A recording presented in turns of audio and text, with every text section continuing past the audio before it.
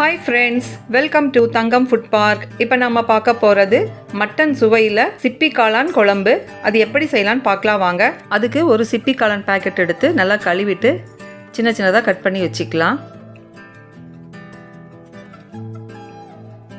ஒரு கடாயில் 4 ஸ்பூன் எண்ணெய் சேர்த்துக்கலாம்.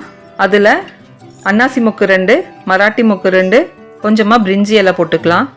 அது பொரிஞ்சதுமே கட் பண்ணி வச்சுருக்கிற 2 பெரிய வெங்காயம் கட் பண்ணி வச்சுருக்கேன், அதை சேர்த்துக்கலாம். ரொம்ப சின்ன சின்னதாக கட் பண்ணிக்கோங்க, அப்போ தான் நல்லாயிருக்கும். இதை நல்லா வதக்கி விடலாம். அது கூடவே 2 பச்சை மிளகா கட் பண்ணதை சேர்த்துக்கலாம். இது ஒரு 2 நிமிஷம் வேகட்டும்.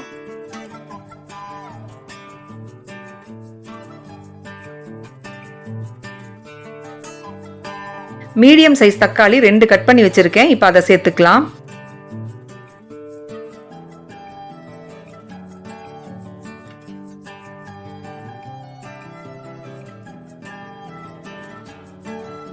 இப்போ இது கூடவே 1 ஸ்பூன் இஞ்சி பூண்டு விழுது, தக்காளி பழம் வேகத்துக்கு கொஞ்சமாக கல்லுப்பு, ஒரு 1/4 ஸ்பூன் மஞ்சள் தூள் சேர்த்து நல்லா கலந்து விடலாம்.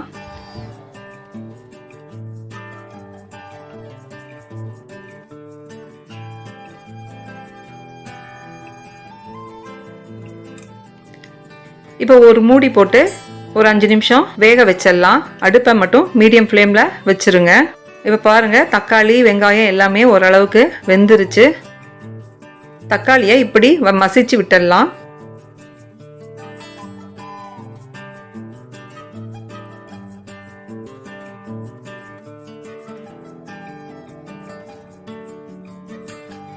இப்போ இது கூடவே மட்டன் மசாலா தூள் 2 ஸ்பூன் சேர்த்துக்கலாம். கூடவே ஒரு 1/4 ஸ்பூன் மட்டும் மிளகாய் தூள் சேர்த்துக்கோங்க. ஏன்னா மட்டன் மசாலாவிலேயே கொஞ்சம் மிளகாய் தூளும் இருக்கும். அதெல்லாமல் பச்சை மிளகா வேறு நம்ம சேர்த்துருக்கோம்.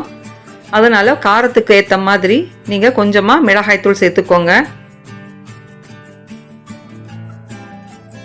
இப்போ இதை நல்லா கலந்து விட்டுட்டு அது கூடவே நாம் கட் பண்ணி வச்சுருக்கிற சிப்பி காளானை சேர்த்துக்கலாம். இது மட்டன் குழம்பு டேஸ்ட்லேயே ரொம்பவே சூப்பராக இருக்கும். நம்ம போட்ட உப்பு காரம் மசாலா பொடியிலேயே இது கொஞ்சம் நேரம் வேகட்டும். அப்போ தான் அந்த பச்சை வாசனையெல்லாம் போய் நல்ல ஒரு வாசனையாக இருக்கும். இது கொஞ்ச நேரம் நம்ம போட்ட உப்பு மசாலாவிலேயே கொஞ்சம் நேரம் வேகட்டும். சிக்கனில் தண்ணி விட்டு வர்ற மாதிரி இந்த காளான்லையும் கொஞ்சமாக தண்ணி விட்டு வரும். திரும்பவும் மூடி போட்டு ஒரு 5 நிமிஷம் மீடியம் ஃப்ளேமில் வச்சிடலாம்.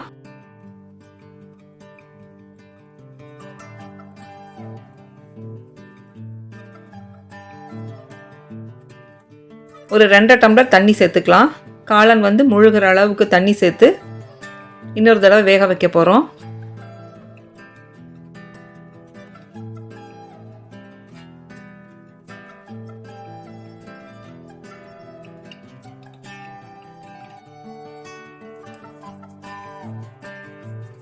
சிப்பி காளான் சீக்கிரமாக வெந்துடும்.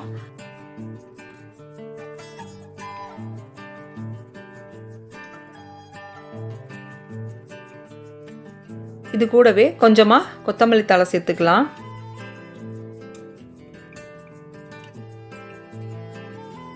திரும்பவும் மூடி போட்டு ஒரு 5 நிமிஷம் மீடியம் ஃப்ளேமில் வச்சிடலாம். பாருங்கள், 5 நிமிஷம் ஆயிடுச்சு. இப்போ ஓப்பன் பண்ணி பார்க்கலாம். ஏன்னா கடலை மாவு சேர்த்து இன்னும் கொஞ்சம் நேரம் வைக்க போகிறோம். இப்போ நீங்கள் உப்பு சரி பார்த்துட்டு தேவைப்பட்டதுன்னா சேர்த்துக்கோங்க.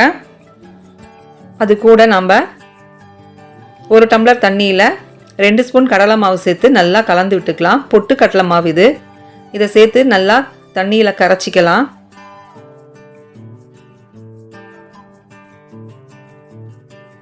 கொதிச்சிட்டு இருக்கிற சிப்பி காளான் குழம்புல ஊற்றிடலாம்.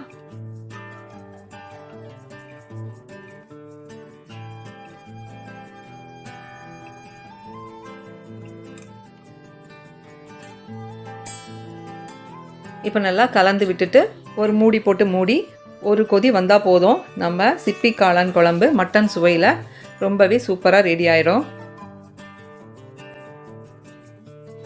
பாருங்க, நம்ம சிப்பி காளான் குழம்பு மட்டன் குழம்பு சுவையில் ரொம்பவே சூப்பராக ரெடி ஆயிருச்சு. இது இட்லி, தோசை, பூரி, சப்பாத்தி எல்லாத்துக்குமே இது நல்லாயிருக்கும். இட்லிக்கு ரொம்பவே அருமையாக இருக்கும். நீங்கள் இதை வீட்டில் ட்ரை பண்ணி பாருங்கள், உங்கள் எல்லோருக்குமே பிடிக்கும். இந்த ரெசிபி உங்களுக்கு பிடிச்சிருந்ததுன்னா மறக்காமல் தங்கம் ஃபுட் பார்க்குக்கு சப்ஸ்கிரைப் பண்ணுங்கள். தேங்க்யூ.